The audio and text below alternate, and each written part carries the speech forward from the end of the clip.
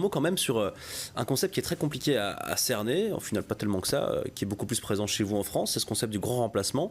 J'ai entendu pas mal de journalistes d'une certaine chaîne de télévision qui vont dire moi je le ressens comme ça, oui. Moi je le vois, baladez-vous dans ce quartier-là, vous pouvez pas me dire que c'est faux, même si face à eux, il y a un chercheur qui a travaillé toute sa vie là-dessus, un démographe ou autre, et qui leur dit les données objectives, chiffrées, ne correspondent pas à votre récit, eh bien cette personne-là lui répondrait mais attendez, ouvrez les yeux. Est-ce que ça participe aussi à ce que vous dénoncez aujourd'hui avec cette post-réalité ? Bah oui, d'une certaine façon, même très clairement, puisqu'en fait, ce que ces gens réclament, et là aussi, moi, j'essaie de toujours d'abord d'avoir une charité interprétative. Bon, de mettre de côté, mettre de côté mes propres convictions politiques. J'ai des convictions comme n'importe qui, mais je ne veux pas qu'elles troublent mon analyse. Donc, je ne vais pas arriver avec de la colère, par exemple, par rapport à quelque chose de cet ordre, même si je pense que la personne commet en effet une erreur majeure, à la fois politique et de raisonnement, mais il faut rappeler qu'on est tous pareils du point de vue de l'échantillonnage. C'est-à-dire que notre cerveau, il est, on va dire, statisticien, pour ne pas prendre des termes trop techniques,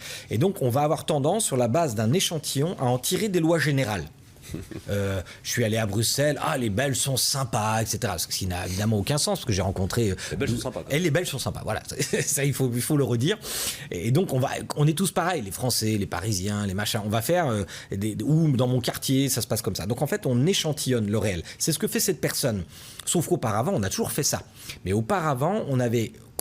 plus confiance, on croyait par délégation dans l'expertise et on acceptait que son ressenti ne s'impose pas au réel. J'avais l'impression qu'il y en avait de plus en plus autour de moi, qu'il y avait un grand remplacement, mais ok, mais si vous me dites que c'est faux, j'y crois. Ok, je comprends que je l'ai cru, peut-être que j'ai un poste d'observation et puis aussi des compulsions idéologiques qui me font mémoriser certains phénomènes plutôt que la contradiction de ce phénomène que je vois aussi mais que je mémorise pas, ce qui va affecter mon échantillonnage.